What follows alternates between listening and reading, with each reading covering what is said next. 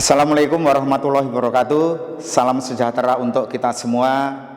Salam bertemu kembali dalam mata kuliah Enterprise Resources Planning. Pada materi kali ini kami akan memaparkan tentang pertemuan kedua, di mana dalam hal ini akan membawa materi dalam Enterprise Resources Planning dalam perspektif proses bisnis dan rekayasa. Adapun agenda yang akan kami lakukan pada hari ini, yaitu yang pertama adalah konsep rekayasa proses bisnis, bagaimana ukuran kritis dalam rekayasa proses bisnis, kemudian tujuan proses bisnis, dalam hal itu kemudian bagaimana konsep rekayasa itu sendiri, dan fase proses rekayasa bisnis, serta teknik-teknik rekayasa dalam proses bisnis.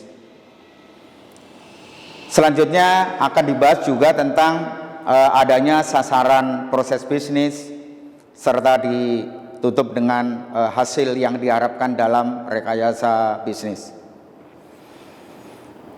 Seperti kita ketahui bahwa rekayasa proses bisnis merupakan suatu strategi manajemen bisnis yang berfokus pada analisis dan desain alur kerja proses dalam sebuah organisasi. Dalam hal ini, alur kerja dalam suatu desain proses bisnis tidak lain adalah bagaimana kita melakukan desain input melalui proses untuk menghasilkan output. Nah, output itu berupa suatu barang yang selanjutnya akan dijual kepada customer. Dengan demikian maka rekayasa proses bisnis itu merupakan pendekatan manajemen yang bertujuan untuk memperbaiki bagaimana proses itu secara efektif dan efisien dari proses yang sudah ada. Nah, bagaimana ukuran-ukuran di dalam rekayasa proses bisnis? Ada 4 hal. Yang pertama itu adalah suatu biaya. Tentunya bagaimana kita melakukan rekayasa ini untuk menurunkan biaya. Jadi bagaimana biaya-biaya yang tidak yang lebih mahal maka akan dikurangi. Pemborosan-pemborosan akan kita kurangi. Namun demikian kita juga tetap mempertahankan ukurannya adalah dengan kualitas produk. Nah, kualitas produk itu merupakan suatu mutu yang diharapkan sesuai dengan kebutuhan konsumen. Ya. Nah, konsumennya itu siapa? Nah, tentunya adalah konsumen eksternal. Jadi suatu konsumen pembeli. Nah, kalau kualitas kita bagus, maka orang akan melakukan pembelian ulang. Nah, begitu juga kita ukuran di dalam rekayasa ini, kita juga bagaimana services atau bagaimana melakukan suatu layanan, gitu ya. Jadi kualitas layanan juga harus kita perhatikan karena pelanggan merupakan suatu kunci sukses dalam sebuah bisnis. Nah, kalau kita layanannya bagus, tentunya pelanggan akan merasa puas, ya. Jadi kalau pelanggan puas, maka pelanggan akan melakukan loyal terhadap jasa kita, loyal akan terhadap produk kita, gitu ya. Jadi kalau produk kita itu bagus, maka kita akan lebih meningkatkan penjualan atau sales, gitu ya. Nah, di samping itu juga ukuran daripada rekayasa ini juga adanya suatu kecepatan. Bagaimana kita merespon, gitu ya. Bagaimana kita merespon suatu perubahan-perubahan, merespon dari kebutuhan pelanggan itu dapat kita penuhi dengan cepat. Nah, secara umum apa tujuan dalam hal ini? Jadi rekayasa bisnis ini kita adalah membantu bagaimana suatu proses bisnis ini dapat dijalankan dengan baik, dapat dikelola dengan baik dalam rangka untuk memenuhi kebutuhan pelanggan. Ya, sekali lagi, jadi bahwa suatu proses bisnis itu intinya adalah bagaimana kita untuk mendapatkan keuntungan. Keuntungan diperoleh dari penjualan. Nah, penjualan itu merupakan suatu aspek yang tentunya kita mengedepankan pelanggan. Jadi artinya apa? Rekayasa proses bisnis ini adalah bagaimana upaya mengelola organisasi itu dengan performa yang baik ditinjau dari aspek pelanggan. Nah, tentunya dalam hal ini apa? Tujuan utamanya adalah membantu perusahaan dalam melakukan restrukturisasi organisasi dengan berfokus pada desain proses bisnis yang lebih efisien dan efektif. Ini merupakan suatu model ya, konsep rekayasa proses. Jadi dalam suatu rekayasa proses itu ada 3 hal. Yang pertama, input melalui proses untuk menghasilkan suatu output. Sering disebut dalam hal ini merupakan suatu sistem produksi. Jadi input, proses, output. Nah, output itu bisa berupa barang maupun jasa yang diharapkan untuk kebutuhan customer. Nah, barang yang baik maka akan dikonsumsi oleh customer, kemudian barang yang kurang baik maka akan dilakukan feedback untuk dievaluasi kembali dari sisi input, proses maupun bagaimana mekanisme di dalam suatu sistem produksi. Ada 4 fase dalam hal ini, di dalam rekayasa proses ini. Yang pertama itu adalah position fetching. Jadi bagaimana kita melakukan suatu perubahan posisi, bagaimana kita merubah mindset organisasi, bagaimana kita bisa melakukan perubahan dalam rangka untuk memenuhi kebutuhan pelanggan. Fase kedua di sini diagnose the existing process. Ini bagaimana kita melakukan evaluasi, melakukan identify tentang proses-proses yang sudah ada, apakah berjalan dengan baik atau tidak. Nah, selanjutnya dalam fase ketiga ini kita ada apa namanya redesign proses.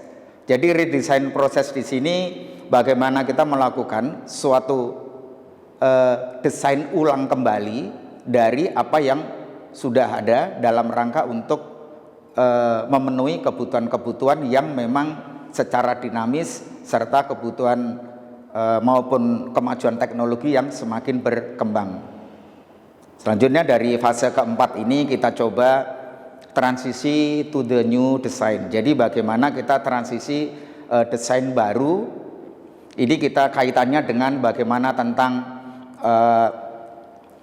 pemasaran, strategi, tata kelola, desain dan seterusnya. Bahkan kita tes produk baru. Nah, bagaimana kita teknik rekayasa yang digunakan dalam hal ini? Jadi adalah bagaimana menjalankan bisnis ini serta perubahan-perubahan ini dalam rangka memenuhi kebutuhan-kebutuhan pelanggan dengan teknologi yang semakin maju atau dengan teknologi baru. Ada 3 hal. Yang pertama adalah outcome analysis. Di sini kita coba untuk memahami dari sisi produk yang memberikan nilai yang baik kepada konsumen. Kedua adalah teknologi analisis. Ini tujuannya adalah untuk menerapkan bagaimana teknologi ini membuat suatu list kebutuhan-kebutuhan teknologi yang memungkinkan untuk bisa diterapkan dalam rangka untuk proses bisnis. Yang ketiga, activity elimination. Artinya apa? Artinya bahwa aktivitas-aktivitas yang kurang produktif ini bisa dihilangkan, kemudian bisa diminimalisir atau mungkin diganti dengan yang baru. Dalam kaitan itu maka ada beberapa hal, sasaran, proses. Dalam hal ini adalah yang pertama adalah bisa mengurangi siklus yang tidak diinginkan. Artinya bahwa suatu siklus di dalam suatu sistem produksi yang rantainya itu panjang kita bisa dihilangkan. Artinya kita bisa diefisiensikan kembali dengan menghilangkan apa tadi, hal-hal yang memang kurang produktif. Kemudian kita juga melakukan perbaikan performa kualitas proses secara signifikan gitu ya. Jadi artinya kita bagaimana kita meningkatkan kualitas proses itu dengan melakukan suatu inovasi-inovasi, bagaimana kita bisa menjaga customer gitu ya, bisa memaintain produk kita dengan kualitas yang tetap terjaga. Kemudian yang ketiga dalam hal ini adalah bisa mengurangi ongkos. Jadi secara jangka panjang bahwa rekayasa proses bisnis ini akan bisa mengurangi ongkos produksi. Artinya apa? Jadi bahwa ongkos produksi rata-rata kita di dalam suatu bisnis bahwa pada intinya adalah bagaimana mengurangi biaya seefisiensi mungkin gitu. Artinya kita bisa mengurangi pemborosan-pemborosan dengan inovasi teknologi gitu ya. Pada intinya bahwa teknologi itu adalah dapat meningkatkan produktivitas.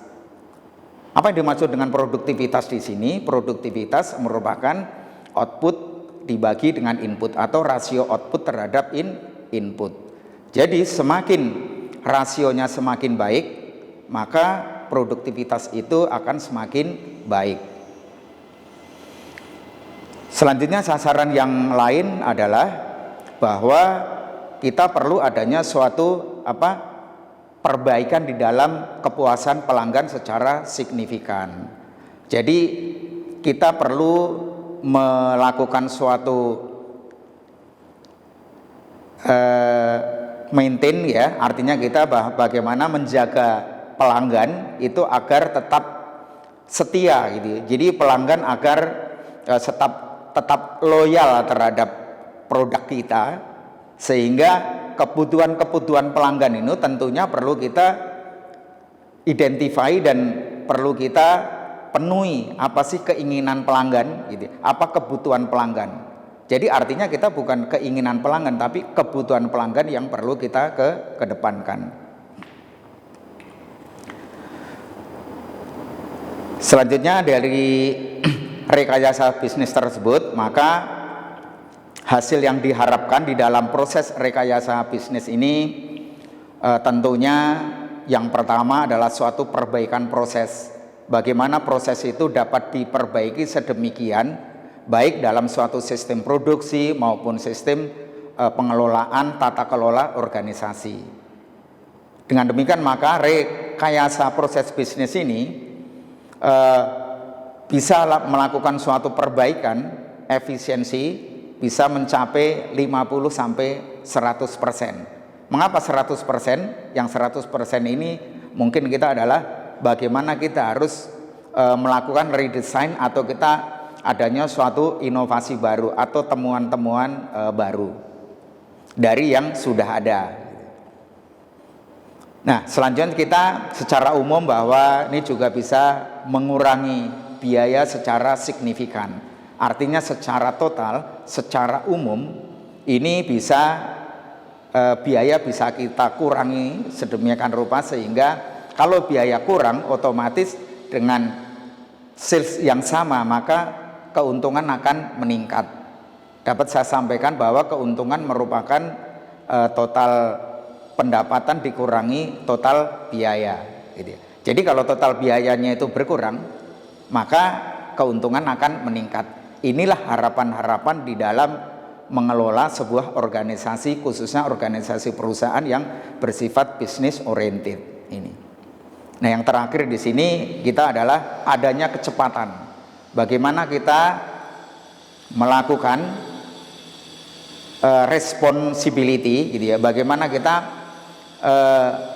merespon suatu tanggapan, bagaimana kita merespon suatu permintaan customer, adanya perubahan-perubahan atau kebutuhan-kebutuhan baru dapat kita penuhi dengan lebih cepat gitu ya. Di samping itu juga kualitas mutu akan kita tingkatkan. Jadi dari mutunya juga kita tingkatkan, bukan hanya kecepatannya aja tapi mutunya tetap akan kita tetapkan dengan melakukan melakukan suatu survei kebutuhan pelanggan, survei kepuasan pelanggan, dari situ kita bisa melakukan suatu evaluasi, mereview kembali, gitu ya. Jadi otomatis kita bisa melakukan suatu perbaikan-perbaikan untuk memperbaiki kualitas. Yang paling utama adalah layanan, gitu. Jadi layanan itu menjadi suatu bentuk yang paling memberikan respon kepada customer atau kepada pelanggan secara langsung, ya. Jadi kalau layanan kita itu kurang memuaskan, maka pelanggan juga akan tidak puas. Kalau tidak puas, maka akan tidak merekomendasikan untuk melakukan pembelian-pembelian atau melakukan hubungan dengan perusahaan-perusahaan kita, gitu ya. Jadi dalam hal ini bagaimana hasil di dalam suatu rekayasa bisnis ini? Rekayasa proses bisnis ini secara umum bisa memberikan suatu elaborasi, bisa memberikan suatu performa daripada organisasi, khususnya organisasi perusahaan, untuk bisa berdaya saing di dalam era industrialisasi, khususnya industri 4.0 dan society 5.0. Mungkin ini beberapa hal yang dapat saya sampaikan di dalam suatu pembelajaran ERP yang terkait dengan rekayasa proses bisnis, ya. Mudah-mudahan ini bisa memberikan suatu kasanah pengetahuan, ya, bagaimana bisa membuka cakrawala kepada rekan-rekan mahasiswa, khususnya di Fakultas Teknik Informatika ini, bisa mengelaborasi bagaimana bisa mengkombinasikan antara ilmu-ilmu manajemen dengan ilmu teknik, gitu ya, dalam rangka untuk memenuhi kebutuhan-kebutuhan organisasi secara efektif dan efisien.